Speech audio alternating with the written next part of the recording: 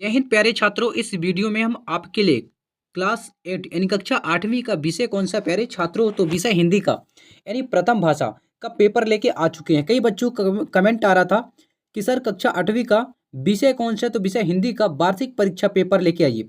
तो प्यारे छात्रों, आपका जो इंतजार था वो खत्म हो चुका है। हम पेपर लेके आ चुके हैं जो कि आपके वार्षिक पेपर में प्यारे छात्रों A to Z यही पेपर देखने को मिलेगा। राज्य शिक्षा मध्य प्रदेश भोपाल वार्षिक परीक्षा सत्र 2024-25 विषय कौन सा है प्यारे छात्र, तो विषय हिंदी का यानी प्रथम भाषा। और कक्षा कौन सा है, तो कक्षा 8वीं का। तो प्यारे छात्रों, हम वीडियो लेके आ चुके हैं। इसमें जो आपका पूर्णांक यानी 60, आपका पूर्णांक कितने का दिया, 60 का दिया है। और समय आपका दिया है कितने का दिया, 2.5 घंटे का दिया है। तो प्यारे छात्रों, यदि आपको 60 में 60 तो नहीं कह सकता, यानी 60 में अगर 55 नंबर लाना है तो आपको वीडियो के लास्ट तक आपको बने रहना है। यदि आपको अपने क्लास में टॉप करना है, यदि आपको कक्षा 8वीं में टॉप करना है, जो कि बोर्ड हो चुका है, तो टॉप करना है तो आपको वीडियो के लास्ट तक बने रहना है। क्योंकि आपके वार्षिक पेपर में प्यारे छात्रों A to Z यानी 100% कह सकता हूँ कि A to Z यही पेपर देखने को मिलेगा। तो चलिए वीडियो को हम फटाफट स्टार्ट करते हैं। हमारा पहला प्रश्न क्या कहता है, सही यानी बहुविकल्पी प्रश्न, यानी प्रश्न क्रमांक 1 से जो 5 तक है वही बहुविकल्पी प्रश्न है, यानी सही विकल्प है। तो निर्देश में क्या प्यारे छात्रों, आपका सबसे ऊपर निर्देश लिखा है, यानी प्रश्न को पढ़कर नीचे दिए गए विकल्पों में से सही विकल्प चुनकर उत्तर लिखिए। आपको जो क्या कहता है, निर्देश में कहता है कि जो सही विकल्प दिए हैं उन्हें पढ़कर नीचे जो आपके 4 विकल्प दिए हैं उनमें से आपको सही उत्तर चुनकर जो सही उत्तर होगा उसको अपने उत्तर पुस्तिका में लिखना है, ताकि आपको उसमें से पूरा का पूरा नंबर मिल सके। तो प्यारे छात्रों, चलिए फटाफट हम अब चलते हैं प्रश्न की ओर। तो फटाफट आप स्क्रीनशॉट भी लेते जाइएगा।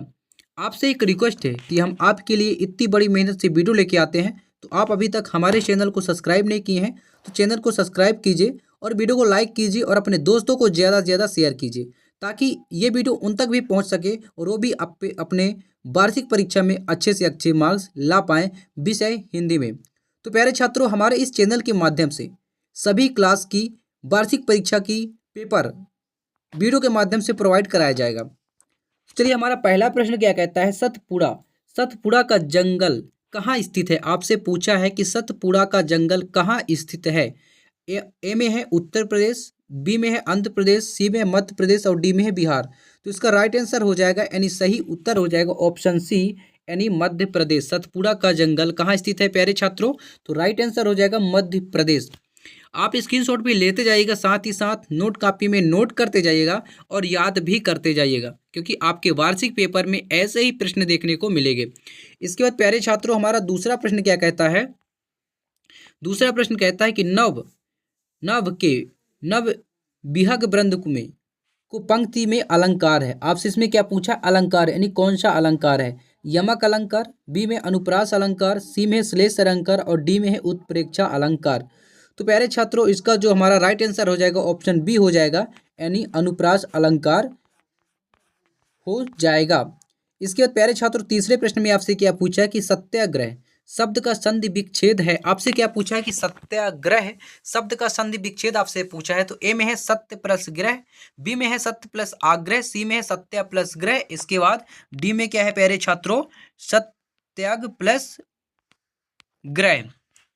तो प्यारे छात्रों, इसका जो हमारा राइट आंसर हो जाएगा ऑप्शन बी हो जाएगा, यानी सत्य प्लस आग्रह, सत्याग्रह का संधि विच्छेद, यानी आपका right answer option number B हो जाएगा।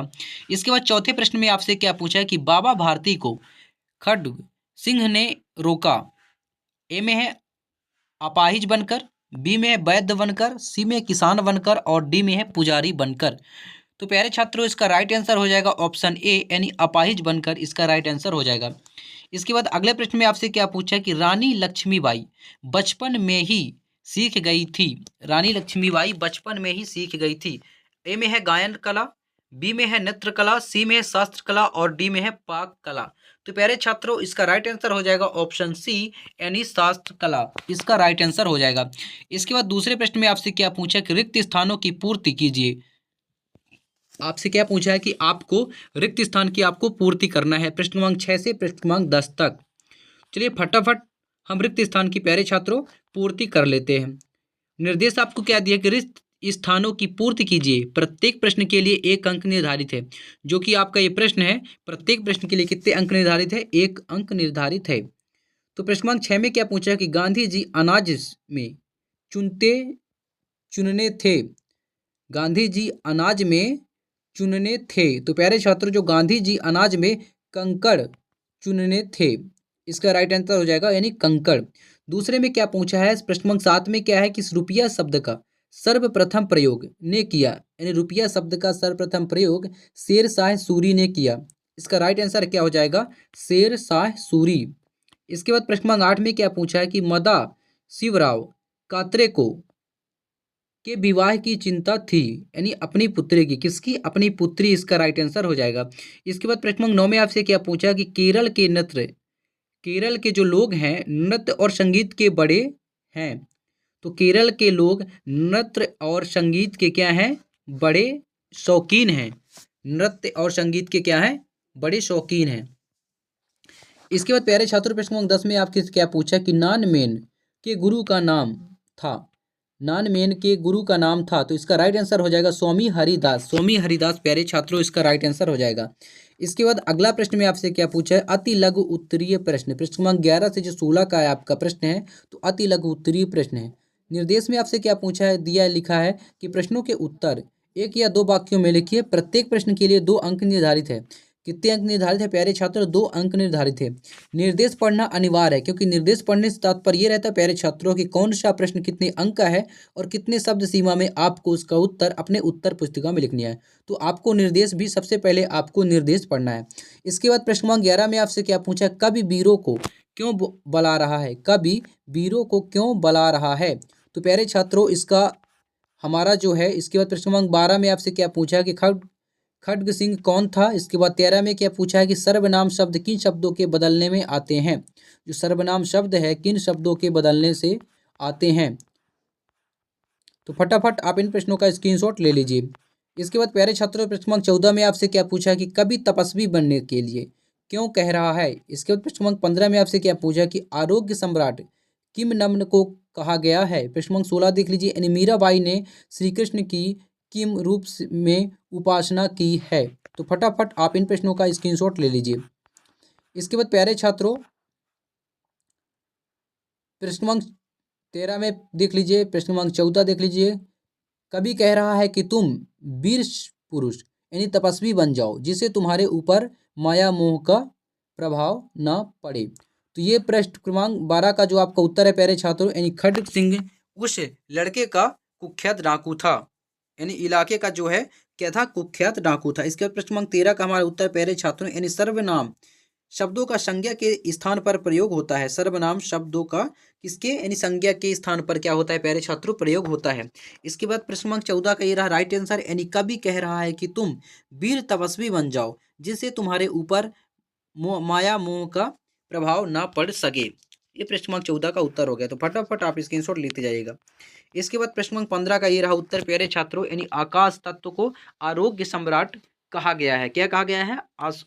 आकाश तत्व को आरोग्य सम्राट कहा गया है। इसके बाद प्रश्न क्रमांक 16 का प्यारे छात्रों ये रहा उत्तर, यानी मीराबाई ने श्री कृष्ण की पति रूप में उपासना की है। मीराबाई ने श्री कृष्ण की पति रूप में क्या की है? उपासना की। इसके बाद प्रश्न क्रमांक 17 का प्यारे छात्रों ये रहा उत्तर, यानी नैनीताल मरकरी नामक अखबार में विधानसभा भारतीयों को मताधिकार से वंचित करने वाला विधेयक विधानसभा के अगले सत्र में उपस्थित करने की बात छपी थी।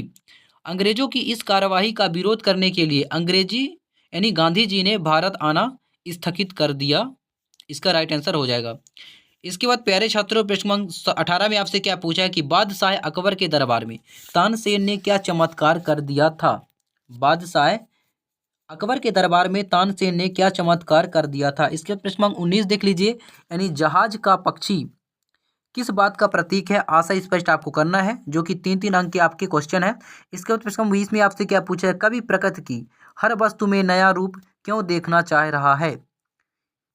तो प्यारे छात्रों, फटाफट आप इन प्रश्नों का स्क्रीनशॉट ले लीजिए। इसके बाद प्रश्न क्रमांक 18 में आपसे क्या पूछा? फटाफट ये रहा प्रश्न क्रमांक 18 का उत्तर, यानी 16वीं सदी के संगीत सम्राट तानसेन से बादशाह अकबर ने अपने दरबार में संगीत का प्रभाव दिखाने का हट किया। तानसेन संगीत साधना में तन्मय हो गए। उन्होंने दीपक राग की साधना की। इसके बाद प्रश्न क्रमांक 19 का प्यारे छात्रों ये रहा उत्तर, यानी जहाज का पक्षी भगवान कृष्ण रूपी जहाज पर स्थल के दूर या समीप होने की जानकारी देने वाला पक्षी रूप भक्त है। जिस तरह समुद्र से यात्रा करने वाले जहाज से जमीन किधर है और कितनी दूरी पर है इसकी जानकारी लेने के लिए पक्षियों को छोड़ा जाता था। जब जमीन कहीं नहीं दिखती और जमीन पक्षियों का पहुंच से बाहर होती तो पक्षी लौटकर जहाज पर ही आ जाते। यदि जमीन दूर या समीप होती तो पक्षी उसी दिशा में उड़ते हुए चले जाते थे और जमीन की उनकी शरण स्थल बन जाती थी। नाविक भी जहाज को उसी दिशा में खेने लग जाते थे। उस जमीन पर जाकर जहाज अपना लंगर डाल देता था। यह उस समय होता था जब कुतुबनुमा आदि दिशा सूचक यंत्रों का आविष्कार नहीं हुआ था और रूपी जहाज का शरण प्राप्त करता है। आपको यहाँ तक प्यारे छात्रों याद करना, तो फटाफट आप स्क्रीनशॉट ले लीजिए। इसके बाद प्रश्न क्रमांक 20 का ये रहा उत्तर, यानी कवि निराला जी ने अपनी कविता में प्रकृति की ही वस्तु का चित्रण नए रूप में किया है। वे चाहते थे कि प्रकृति में कोई भी वस्तु अपने पुराने अथवा अतीत के स्वरूप में ना बनी रहे, इसके बाद शिव और सुंदर बन जाए। यहाँ तक आपको प्यारे छात्रों याद करना, तो फटाफट आप स्क्रीनशॉट ले लीजिए। इसके बाद प्रश्न क्रमांक 21 में आपसे क्या पूछा है कि अपने प्रधानाध्यापक को शाला स्थानांतरण प्रमाण पत्र प्रदान करने के लिए आपको क्या करना है। इसके बाद प्रश्न क्रमांक 22 देख लीजिए क्या पूछा है कि जिन निम्न शब्दों की संधि विच्छेद कर संधि का आपको क्या करना है प्यारे छात्रों, नाम लिखना है। विद्यालय, सज्जन और मनोबल। इसके बाद प्रश्न क्रमांक अगला है दीर्घ उत्तरीय प्रश्न क्रमांक 23 से 26 तक आपका क्या है, दीर्घ उत्तरीय प्रश्न है। निर्देश में क्या है, प्रश्नों के उत्तर 75 या 100 शब्दों में लिखिए। प्रत्येक प्रश्न के लिए 5 अंक निर्धारित है। कितना अंक प्यारे छात्रों, तो प्रत्येक प्रश्न के लिए 5 अंक आपका निर्धारित है। प्रश्न क्रमांक 23 में आपसे क्या पूछा कि निम्नलिखित पद्यांश की प्रसंग व्याख्या आपको करना है। क्या करना है प्यारे छात्रों, व्याख्या करना है। ये रहा प्रश्न क्रमांक 21 का उत्तर, यानी सेवा में प्रधानाचार्य यानी आपका विद्यालय जबलपुर मध्य प्रदेश, स्थानांतरण प्रमाण पत्र हेतु आवेदन पत्र आपको लिखना है। तो फटाफट मैं थोड़ा जूम कर देता हूँ, फटाफट आप स्क्रीनशॉट ले लीजिए।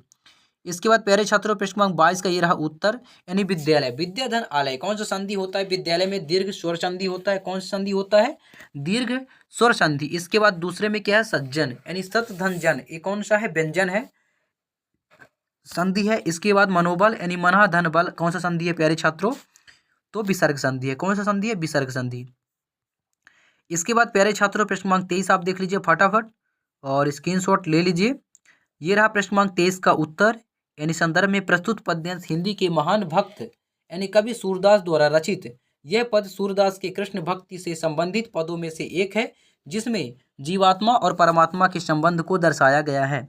प्रसंग आप देख लीजिए और व्याख्या। कवि कहते हैं कि मेरा मन किसी भी प्रकार से शांति नहीं पा रहा है। जैसे कोई पक्षी जहाज उड़कर दूर चला जाता है लेकिन अंततः जहाज पर लौट आता है, वैसे ही जीवात्मा बार बार भटकने के बाद अंत में भगवान की शरण में आती है। कवि कहते हैं कि जो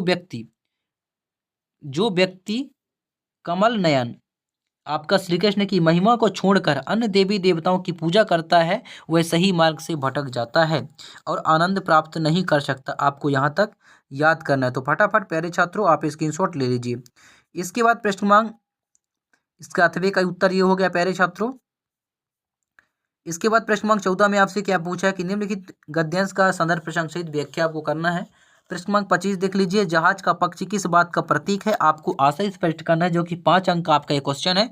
इसके बाद प्रश्न क्रमांक 26 में आपसे क्या पूछा है कि निम्नलिखित में से किसी एक विषय पर आपको क्या करना है, निबंध लिखना है। मेरा प्रिय पुस्तक, और दूसरे में क्या है, परोपकार, तीसरे में विद्यार्थी और अनुशासन। तो चलिए फटाफट हम आपको इनका उत्तर दिखा देते हैं। तो प्यारे छात्रों ये रहा प्रश्न क्रमांक 24 का उत्तर। तो फटाफट संदर्भ प्रसंग आपका ये व्याख्या फटाफट आप स्क्रीनशॉट ले लीजिए।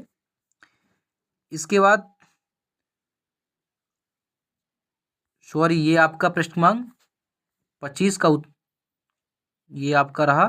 इसके बाद प्रश्न क्रमांक 26 का ये रहा उत्तर आपका, यानी विद्यार्थी और अनुशासन। भूमिका, अनुशासन जीवन का आधार है। यह हमारे जीवन को सही दिशा में ले जाने वाला महत्वपूर्ण गुण है। विशेष रूप से विद्यार्थी जीवन में अनुशासन का बहुत अधिक महत्व है क्योंकि यही वह समय होता है कि जब व्यक्ति का भविष्य समर्था और अनुशासन के बिना सफलता प्रदान करना कठिन होता है। इसके बाद दूसरे में क्या है प्यारे छात्रों, अनुशासन का अर्थ।